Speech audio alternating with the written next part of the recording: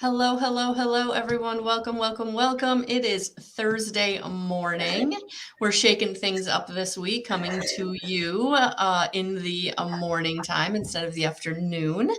And really looking forward to today's conversation as the energies are a little bit out there today. You may be feeling it. You may be feeling things ramping up.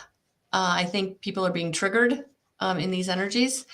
So, how are you this morning? I am well. I'm just sharing it to a few people because why not? Right? Right. So, Yeah. next week, in the beginning of the week, we are going to have the spring equinox or Ostara, which is also renewal. So, a lot of energy right now, kind of gearing you up to coming into a renewal, a rebirth.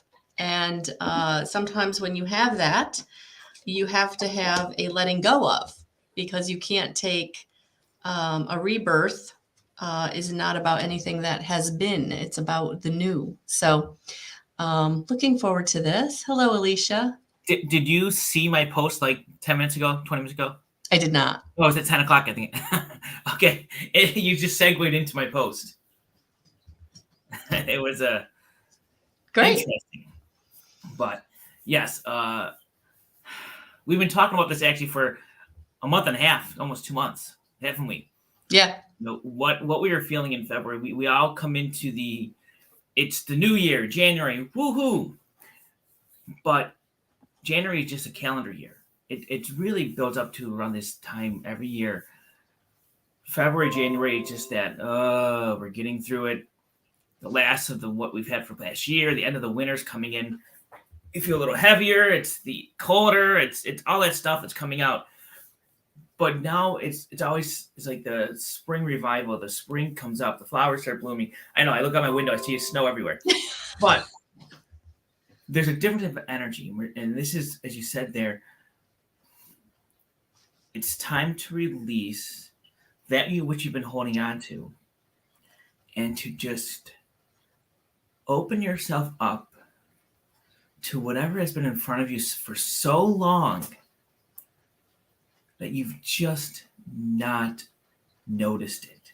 That it's just been there, but you can't grasp it because you've been holding on to everything in the past. I've talked about this in January. What we often do is we go into the new year. What we have is we're like Santa Claus, ho, ho, ho, with this big sack on our back. All right? And all this stuff we have in our back in the sack that we're carrying in is all, unfortunately, it's all our memories, everything from the past, and it's a big bag of crap. Because that's what we bring. We don't think about the good things, all these things we're receiving. We think about all this bag of crap, all this stuff that went wrong in the past year, and we're going to bring it forward with us. And so we're bringing it forth. We have this big sack. There's no more room in the sack for anything. So if you're given $1,000, you have nowhere to put it. Your sack's full. If you're looking for your soulmate, people say, oh my goodness, where are they going to go? Your hands are full carrying this really heavy sack. And so these 2 months we feel even more heavy down because we're trying to grasp the new things of 2023, trying to grasp new things that are in front of us, but our hands are full. And they're so full. And the truth is, if we drop that bag completely, if we free ourselves from all of that negative that we've been carrying with us, and it's not easy, we are free to then invite more into our lives. And what we invite is based upon what we want and where we're at in this moment. Well, and that's the key, being present, because so many people, myself included, I mean, gosh, we get so comfortable with what we're carrying, right? We're so comfortable with what we know. And so to completely let that go, to set that bag down, that really can trigger people. It can really ramp people up in the fear of what will I be? Who will I be? Who will I have? Where will I be, safe and stable? Or so we are being right now given an opportunity to make a choice in this rebirth of what goes forward with us, and really looking at where we've been, what is in that bag, and why we don't need it. Like, especially if it's something you've been carrying for a very, very long time.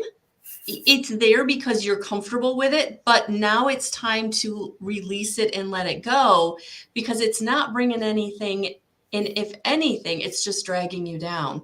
And so this is where we're given the opportunity to just let things go with light and love, the people, the places, the situations, the relationships, the things that, yes, at the time they served a purpose, but really all you need to take forward is the lesson that they brought you.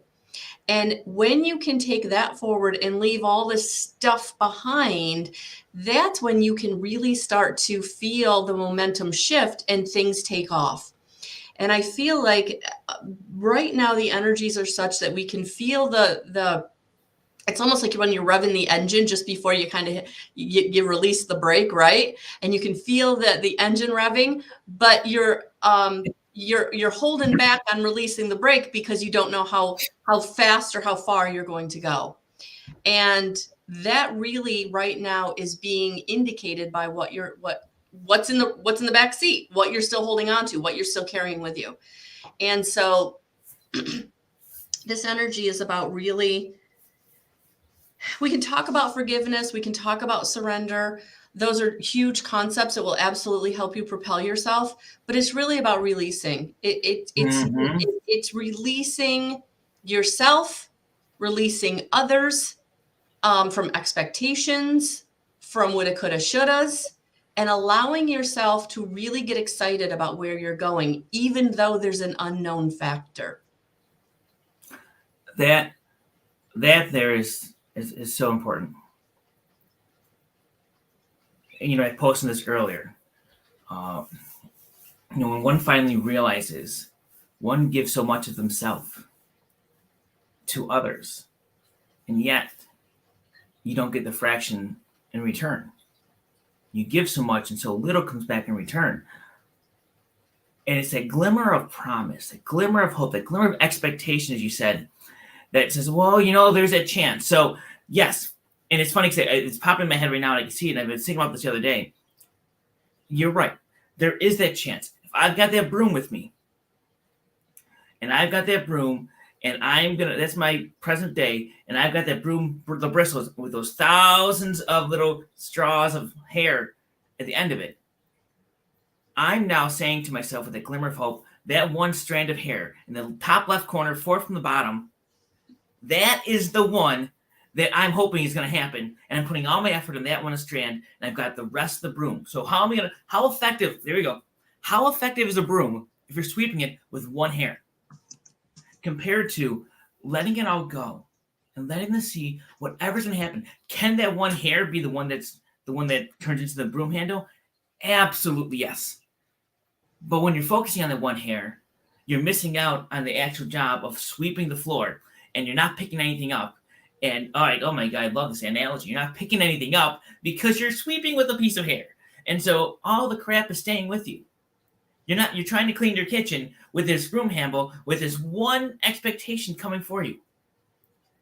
And you can't release that one expectation to let the other ones do their job. And so you're sweeping and nothing is getting picked up. The dustpan is down and you're getting nothing into it.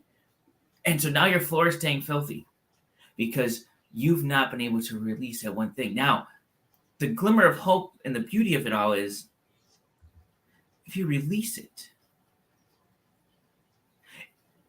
truly, if you release it, and it is meant to be,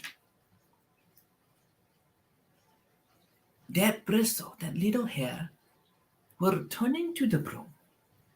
And a whole new hairs, all new whatever straw is going to show up. And you'll be able to sweep and clean the floor as much as you like with what you've been expecting and what you want. But when you release it, you will get the broom you want. You'll get better than that. You will have the clean kitchen, the clean everything. It will all be there if you release it. Especially with struggle, you people struggle with this. You get a glimmer of hope of, oh, look at that. That can happen possibly. Maybe I see it there. And you focus on it and you put all your attention to it. But if you really put the broom down and sat and looked at your floor, you would be like, holy creepy kumigachataro. It's a mess. My broom, I'm sweeping every day and it's not working because you're not looking at the floor. You're not looking at the picture. You're looking at the bristle. And you're seeing it working perfectly because it works perfectly, but it's not doing its job because you are too blind to see the big picture when you focus on that one part of it. We get attached. We get attached to that one bristle. We get attached to that one thing, that one idea. We get attached to this is the person that's going to make me happy, or this is the thing that's going to give me the resource. We get so attached to our own ideas that we don't allow the more to come in. We don't allow the opportunities to flow to us. And so if we can practice more non-attachment to the ideas we're carrying, or the past situations, good or bad, like really be open to the present moment. What is happening right now? Then we would see that the floor wasn't getting cleaned. We would see that we weren't having the impact that we wanted to have. Exactly. And it's just, we all do this. Yeah. And I'm not sitting here saying, well, I am perfect. I never have. I posted that post today because I'm doing it myself, and now I posted. I sent a note to people. I'm like, I don't know what, but I've been waiting for this conversation for 12 hours. Oh, You don't like. I've known I've needed to have this talk with someone. I didn't know what I was going to say, didn't know what was going to come out, and I just knew something was going to come that I needed to hear and people needed to hear. And then just it. I mean, it's that. I mean, how simple is that? How simple is it? We all sweep. And when we sweep, we use the whole broom. But in our real lives, we don't. no. And we don't ever sit back and say, well, look at the flow. I mean, I can look at an example of someone. I mean, you can do things for them. You can put your effort out there. You can help them. And then when you sit back and if they're doing all this, you realize, wait a minute. I've done this, what I don't even get a high back. Or it's like, I've got to initiate everything. I've got to have these conversations. I've got to put the energy forth. Well, then wait a minute. Why am I focusing on that bristle? Why am I focusing on that? Let it be. And sweep. And just sweep. And you know what? It's also like sweep everything out of the way. I mean, think about it. The other part is when you're fully sweeping, you're sweeping out the crap and the stuff you don't need around you without even knowing it. You're picking up the trash and throwing it out. And so really, I don't know where I'm going anymore, but like that is just the way it should be. And we just miss it. We in our humanness get so caught up in I have to do this and I have to be this and I have to go there and I have to do this. And especially for those of us who are trying to help others, that sometimes we get so caught up in trying to do so much that we're not, number one, taking care of ourselves. And the other thing that I was hearing in that is if you're trying to help someone more than they're trying to help themselves. Yes, absolutely. Because I was just going to get to that. So think about that. All right, going back to this broom. You're trying to help someone. They're sweeping with one bristle, maybe two. All right. So they're not picking anything up off the ground. The kitchen is getting dirty, and it's getting dirtier and getting dirtier. And they're like, well, why isn't the floor being cleaned? I'm using the broom. They don't realize you're using the broom with one hair, so nothing's happening. So what they then do is they throw the broom down, they sit up, and they turn to other vices.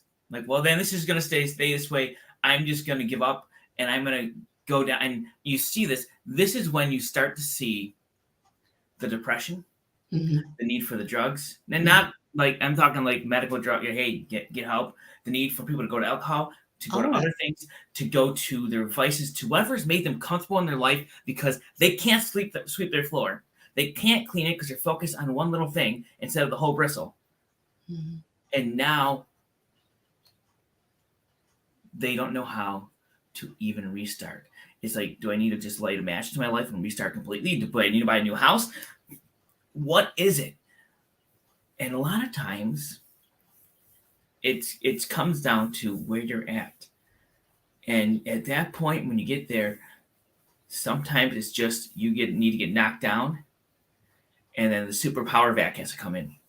Yeah. And that's like breaking you. Yeah. It's breaking you and bringing you to, all right, you felt all this, you got broken. We had to bring the superpower vac to clean up your floor. Here's the broom. Are you ready to sweep with the full bristles and let the opportunities come to you and release the need for something specific and pick up all the crap that you've been carrying around with you for forever? I call it being broken open. You're not broken so you're unfixable. You're broken open so you can receive.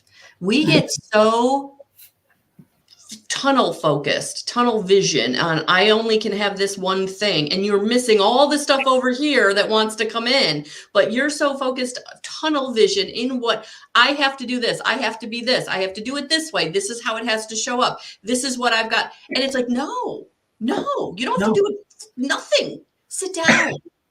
I wish I could find this picture and I can visualize it. So my kids go to school. All right. I don't know what's up with this generation. They have lockers. No one uses lockers. Okay. So I know. So my oldest, or not my oldest, well, they both, but my one has every single book in their book bag and they bring it to school every day. I mean, this thing is like 20 pounds. Okay. So imagine this. You're carrying 20 pounds around you all day long, maybe 40 pounds around you all day long, and you're trying to sweep the kitchen floor with one little feather. How are you going to feel when your floor's not getting cleaned and your back is hurting because you're carrying everything around? You're going to more quickly say, I need to lay down. You lay down on your stomach because you can't get that off your back. You can't, God forbid, you release something from your past. And you're carrying that, you're doing all this. So now you're just compiling everything on top of each other, and the getting up happens even faster. And many people then just keep that backpack, sit on the couch, and never walk into the kitchen again. Now that you're ordering food because they don't want to even deal because they didn't get what they wanted. And now they've gone down and reverted to something else. See, too long to...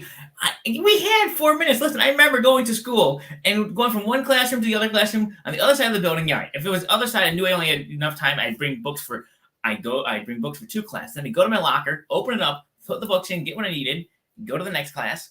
You get there with 10 seconds to spare. No one cared. And you didn't carry these backpacks around with you all day long now. But that's a microcosm of... All right, so think of that's a microcosm of what where we're at. We carry it all. We carry everything.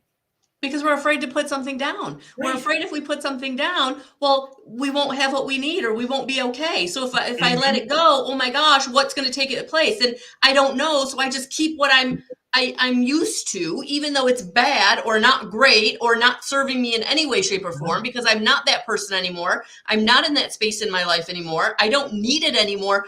But I can't let it go because what if? And it's like we're holding ourselves back. What if? And if we just change that what if to saying, you know what? That what if is part of 1,000 options for me. What if it happens? But if I let it all happen naturally, instead of trying to force that one piece of straw to pick up the floor, that might be it. Because and it's tough to think of this way, but as you grow and your hands move down the handle of the broom, whatever future you picked turns into the broom handle, and the other bristles change. You're always changing. Everything you do is changing your life. Every choice you make is changing the direction you're going, changing the bristles, changing the color. They're renewing them. And your handle gets renewed as every choice is made into the choice you've made in the now that you're in. But you're Yes, right. darling. Yes. We carry everything where we have that fear of missing out. FOMO. So let me take this in a little bit of a different direction. So I'm 10 to 15,000 feet in the air, and we're coming into a weather system, and it's white out. It is white out. You can't see anything. So I'm thinking, well, if I can't see out my window, the pilot can't see a damn thing either, right? So he's focused on his instruments and doing everything through instruments. So he's trusting his instruments to get us out of this weather system and back down to the ground. And all I could think of was, we don't know where we're going. We have an idea, the instruments have an idea of where we need to be, where our runway is, but it's faith. It's faith. It's faith in the instruments. It's faith in a higher power. It's faith that we're going to be okay. I never for one second was afraid, because I knew that we were going to be okay, because at the end of the day, it's faith. It's faith that says I can release what I need to release, because I'm going to have what I need when I need it. So maybe you can't see where you're going. Maybe you can't see what the opportunity is. Maybe you have no idea who's going to be there and putting their hand out to help you, right? But that's faith, and that's the surrender. Like, all we can do is stay positive. All we can do is stay in the moment. What is going on in this present moment right now? And what can I be grateful for? Right? So I was grateful that I was feeling, I was dry. I was in a contained situation. My seat was comfortable. I had a snack. I had a bottle of water, right? I had everything I needed in that moment. And I knew that we were going to get where we needed to go, because we were, in this being driven, right? So our lives are being driven. We're being guided by the instrumentation of our higher self. We're being guided by the instrumentation of our purpose. But we have to trust in it. We have to have the faith. There you go. No. There you go. I'm going to quote Cryon here. He said this about a month or so ago. It is not faith. Faith is different. Faith is a belief in something. It's trust. You said it there. It's trust. It's having that trust and hope. Hope is a conscious thing that you put out there. Trust is how you have that trust in yourself. It's not a faith, because a faith is very wishy-washy and can go up and down based upon your moods, but it's trust. It's having that trust in yourself, a trust in the instrumentation that it's going to work, because it's something that you firmly have. And it was, I'm not quoting him perfectly, but he was adamant, let's not use the word faith. It's because it's not the same. It's not as powerful as this trust and this hope and belief in how we need to move forward with things. But it's trust. And you said it there at the end perfectly. Trusting in yourself. Trusting in your instrumentation. Your instrumentation. Mm-hmm. That you are right, that your gut instincts are right, that no matter what you do, if you just sweep with the whole broom and let what be will be, because you can only control how you react to things. So if you just let what be will be and sweep the floor and say, for my highest and greatest good, I'm for sure this kitchen floor is going to be clean. And that's basically, for my greatest highest good, the best outcome is going to come for me. What I want, it will happen because of the trust you have in your own instrumentation, your own self, your own guidance, your own tools, and the hope that you put out there in your guidance system. The fact that you're putting out your energy to putting for the highest and greatest good of what you want and your intention, and having the trust that it's going to come forth for you. Which is like that belief. And I know semantics sometimes with the words, but then the kitchen floor is clean. And then you're seeing this amazing thing happen. Who knows what it could be, but in 99% of the time, it's a whole lot better than you expected it to be. But we got to get over it. We got to get over and release whatever it is blocking us. I said this last week. I had a conversation with someone, and we were talking about our own abundance and how we were blocking ourselves in just weird ways, just by not acknowledging the fact of all that we've received already in our lives. Because I'm going to go back to it. Me and this person were both in this way. We were giving in such a way that we were expecting a reciprocation in a similar form. Maybe from that person or however it was. Mm-hmm. And we weren't getting it. So what we were doing is we were fixated on that one straw, mm-hmm. expecting to get a return from that, and missing out that instead of return from that, we were getting returns we were receiving in other ways. We just weren't acknowledging it. But once we said, hey, whatever is going to be, we're not going to focus on that. I'm open to whatever's coming.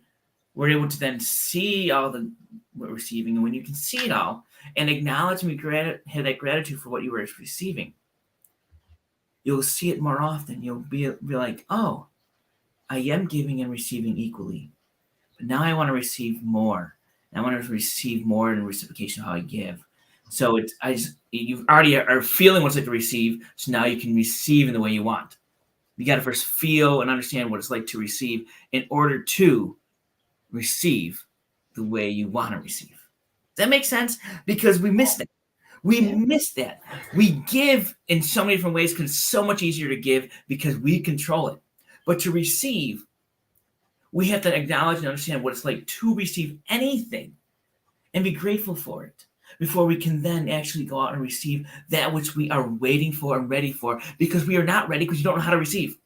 When you don't know how to receive, then you're not going to be able to acknowledge and fully be open to receiving that which you truly want, because you've not even acknowledged anything you've received or even a fraction of what is truly being given to you, because you've missed it and you've blocked it from coming, and it's literally in front of you, but you have not said thank you and taken it fully. You've received it.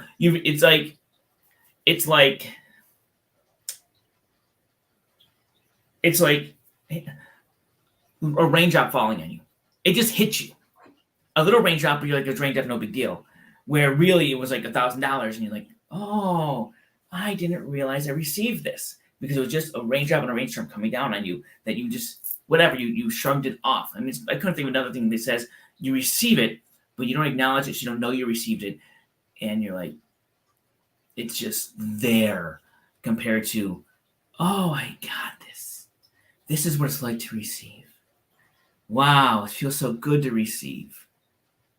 I would love to receive more. And this is what it feels like to receive. And all of a sudden, you know what it feels like to receive. And you have the good feeling of what it feels like. You're building that intention. You're putting that thought of what it's like to receive with the feelings of what it's like to receive, and the emotions that are going out there of what it's like to receive. And you receive more because you want it and you are showing it you can receive.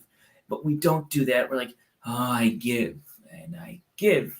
And everyone does this. I give to everyone because we know how to give, because it's something we do. We just don't know how to receive and acknowledge it. I'm repeating myself, so I'm going to stop. No, that's okay, because I think you hit the nail on the head. It's so much easier to give. It's so much easier to say, hey, let me help you, because it takes you out of your stuff, right? But when you're receiving, it's like you've got to sit in your stuff. You've got to sit in your moment, and then you have to accept it.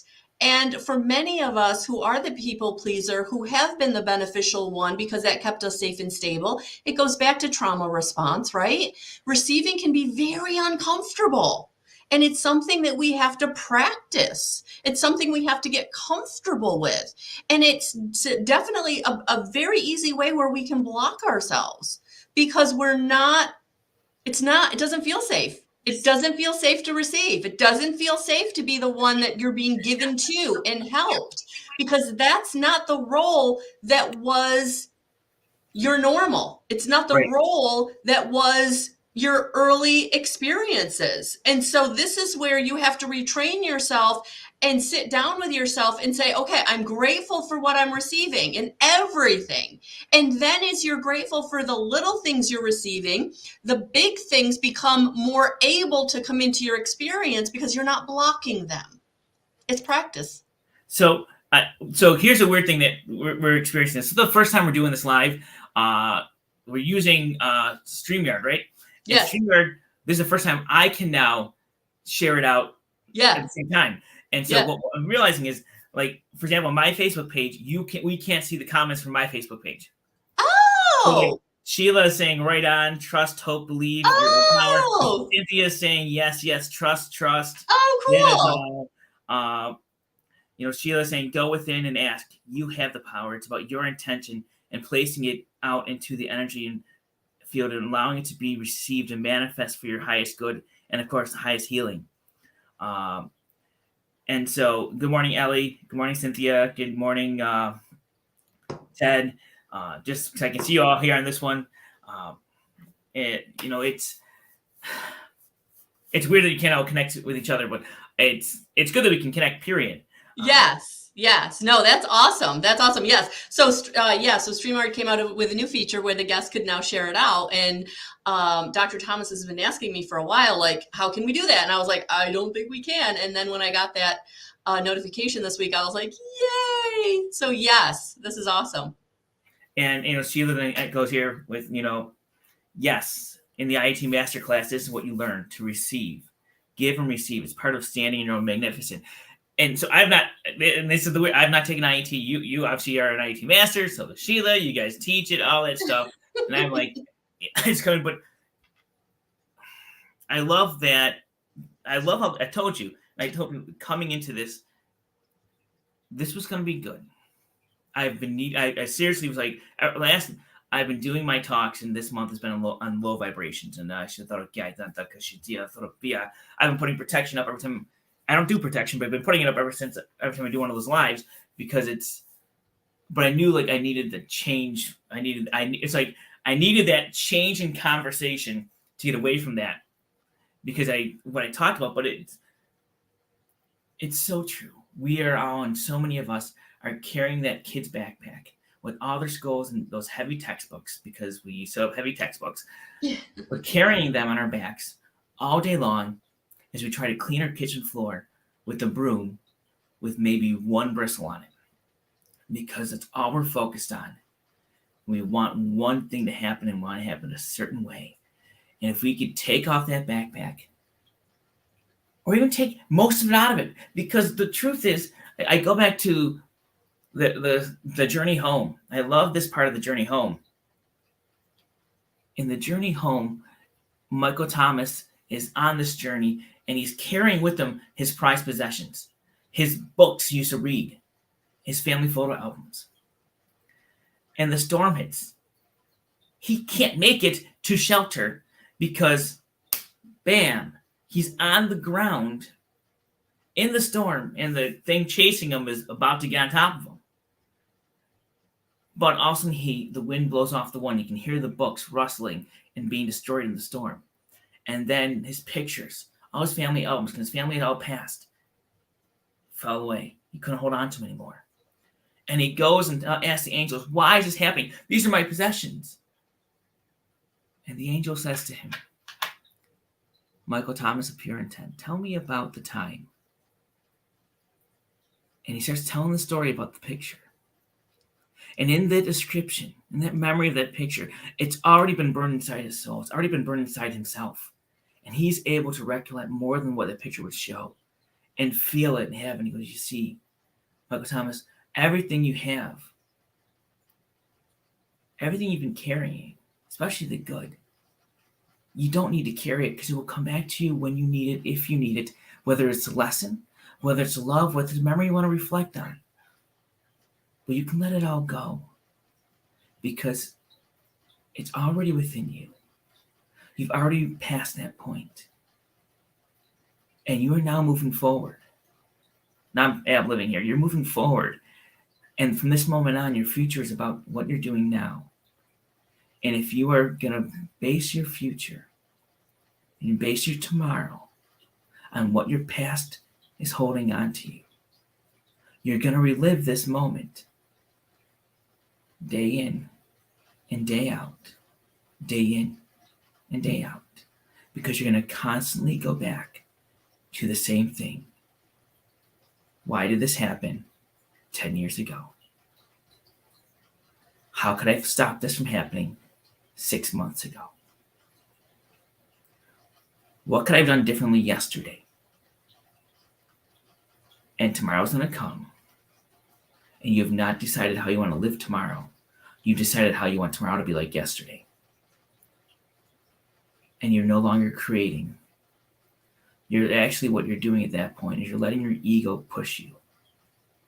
And it's not ego in the sense of, people say, oh, I'm arrogant, all stuff. No, it's ego in the sense of your shadow self, your lower vibrational self, is then pushing you along in a way that it feels, hey, you know what? I want it to go this way. And your soul is sitting back there like, okay, whenever you're ready, we're here for you, but you don't want us because you're looking at the wrong direction.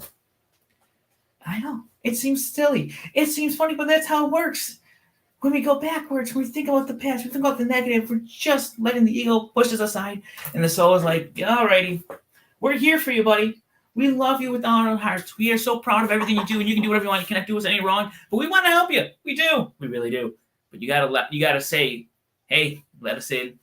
And you have to say, let's move forward in the highest and greatest good. And let's get rid of some of this baggage. All right, I'm going to stop because I'm going everywhere and talk topics we can talk about for a half hour each one.